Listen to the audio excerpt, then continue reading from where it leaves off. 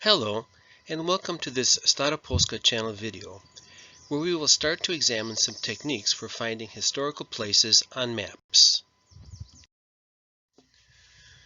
The goal of these Staropolska channel videos is to provide tools, techniques, and resources to help you use maps of Old Poland to find the places where your Polish ancestors lived. These videos cover a range of topics, with identification of some good sources of maps of Old Poland being the focus of several previous videos. Here we turn our attention to finding historical places on maps. We will look at two general approaches to finding historical places. This video will briefly review the easy route, which is to use readily available online search engines.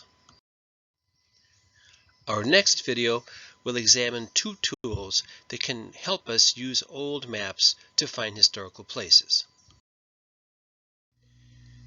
If your goal is to turn your family tree into a family geotree, as described in a previous Staropolska channel video, then Google Earth is the best place to start looking for a historical place, since Google Earth is a good tool for building your geotree.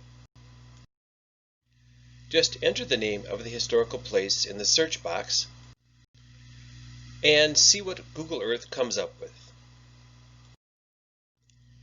Since we are searching for historical places, it may very well be that a search of Google Earth will not find the place if the historical name of the place is no longer in use. If the place doesn't show up on Google Earth, we can try a Wikipedia search. A nice thing about Wikipedia is that it gives you alternatives to choose from when trying to find a place. Here, Wikipedia has found several places named Posen, with Poznań being a likely candidate for the place we are searching for.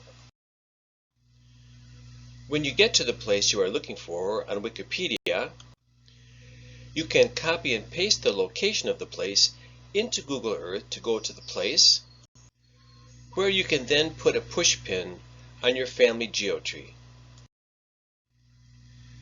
A third and very effective search engine for looking up place names is the GeoNames geographical database. Here we are looking for a historical place named Neulauba in the GeoNames database. Here we see that Neulauba is listed in GeoNames as an alternative name for a populated place named Długie Nowe. Entering Długie Nowe into Google Earth reveals the location of the historical place named Neulauba.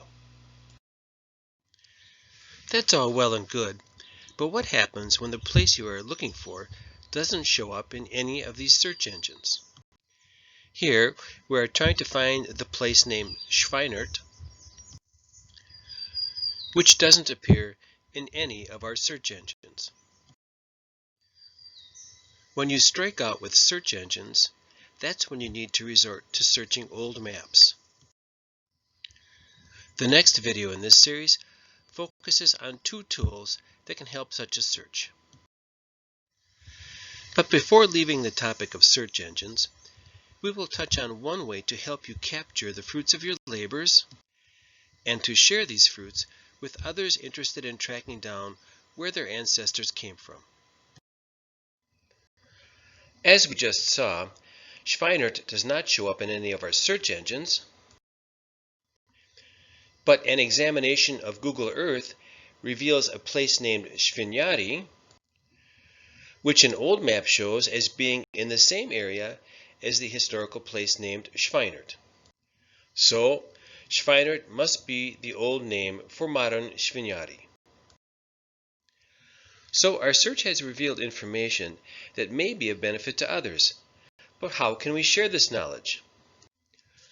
Well, how about if we enter this information into the GeoNames database?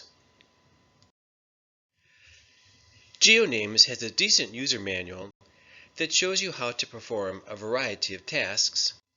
But here, we will briefly demonstrate how you can capture information that you have discovered as an alternative name for a place that exists in GeoNames.